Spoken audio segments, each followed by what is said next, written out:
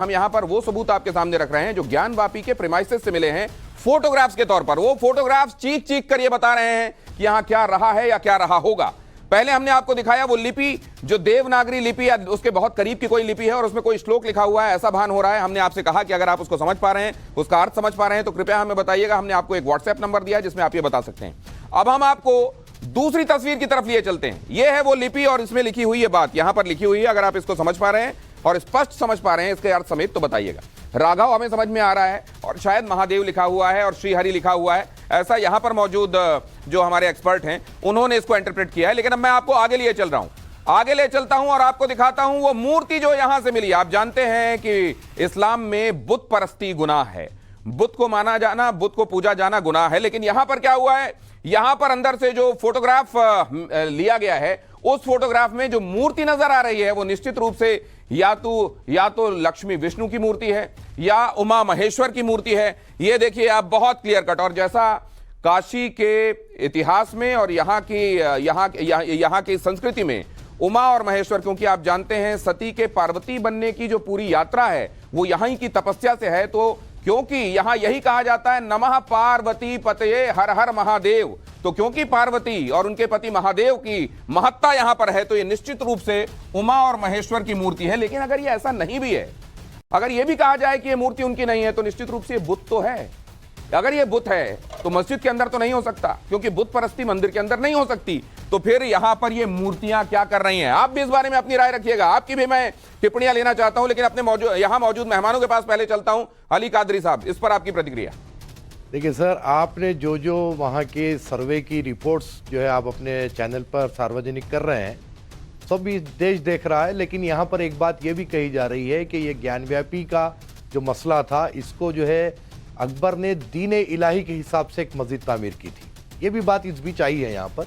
लेकिन मैं आपको बारहा एक ही बात कहूँगा कि अभी कोर्ट में मैटर है और कोर्ट जब तक ये कोई चीज़ डिसाइड नहीं करेगा, हम उसके ऊपर किसी किस्म की भी अपने विचार को जाहिर करना या उसके ऊपर कोई फैसला सुनाना बहुत जल्दबाजी होगी। अब क्योंकि हमारे साथ एडवोकेट महोदय भी हैं और वो जानते हैं कानून की बारीकियों को, मैं अश्विनी दुबे जी के पास जाना चाहता हूं। अश्विनी दुबे जी, हमने देखा अली कादरी साहब कह रहे हैं वो जो दिख रहा है वो आपके सामने, लेकिन हम इस पर टिप्पणी नहीं करेंगे, आपकी राय। देखिए दिनेश भाई, ये तो जब पहली बार सर्वे हुआ, जिस सर्वे के बाद मैटर सुप्रीम कोर्ट तक ट्रेवल किया और जहां से शिवलिंग को प्रोटेक्ट किया गया, वजू वाली जगह को प्रोटेक्ट किया गया, फिर सुप्रीम कोर्ट ने वापस मैटर वहां डिस्ट्रिक्ट जज के पास भेजा कि आप मेंटेनेबिलिटी पर प्लेसेस ऑफ वर्शिप एक्ट पर दिखाइए, तो वो तो ऑलरेडी जग जाहिर है, वो तो वैसे भी वो रिकॉर्ड का पार्ट है, तो उस पर डिस्कशन में यहाँ कोई डिस्कशन है।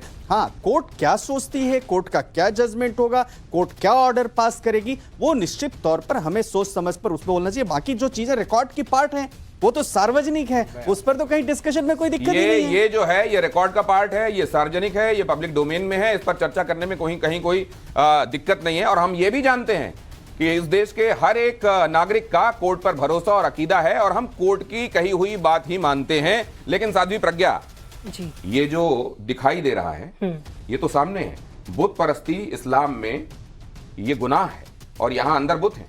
ये मस्जिद तो नहीं हो सकती। बिल्कुल ठीक कह रहे हैं दिनेश जी, मस्जिद कैसे हो सकती है? देखिए, सबसे पहले अगर हम इतिहास की बात करते हैं और उसके बाद मैं आपके इस क्वेश्चन का भी आंसर दूंगी। 1664 में नागा साधुओं ने औरंगजेब को बुरी तरह से पछाड़ा था, जिसका बदला लेने के लिए वो 1669 में आया था और फिर उसने ध्वस्त कर दिया हमारी मंदिर को। अब जो आपने एक प्रश्न किया बुत परस्ती की बात, आप देखिए ज्ञानवापी संस्कृत शब्द है और काशी पूरे विश्व की प्राचीनतम नगरी है। स्वयंभू भगवान शिव ने वहां प्रकट होकर मां पार्वती को ज्ञान दिया था। वापी यानी कुआं, उसके बगल में ज्ञान दिया था बैठाकर, तो ज्ञानवापी संस्कृत शब्द है। अब इनको ये समझना चाहिए कि सबसे पहले पूरे विश्व में एक भी ऐसी कोई मॉस्क, कोई मस्जिद दिखा दीजिए जिसका नाम संस्कृत में हो, पहला। दूसरा, डिस्प्यूटेड लैंड पर नहीं कर सकते हैं ये कोई भी अपनी नमाज अदा। तीसरा, वक्फ की प्रॉपर्टी ही नहीं है वो लैंड। आप मुझे बताइए, जो लैंड वक्फ की प्रॉपर्टी नहीं है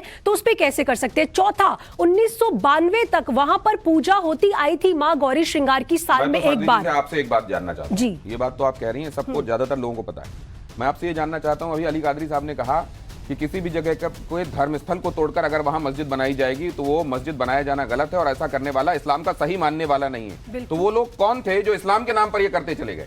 आप देखिए ना, ये तो अली कादरी साहब को सोचना चाहिए। जब ये यहाँ पर बैठकर बोल रहे हैं तो समझे कि औरंगजेब ने ये काम किया। औरंगजेब क्या इनका रिप्रेजेंटेटिव है? नहीं है। मुझे लगता है कि आप मानेंगे इस बात को, औरंगजेब इनका रिप्रेजेंटेटिव अली कादरी आपके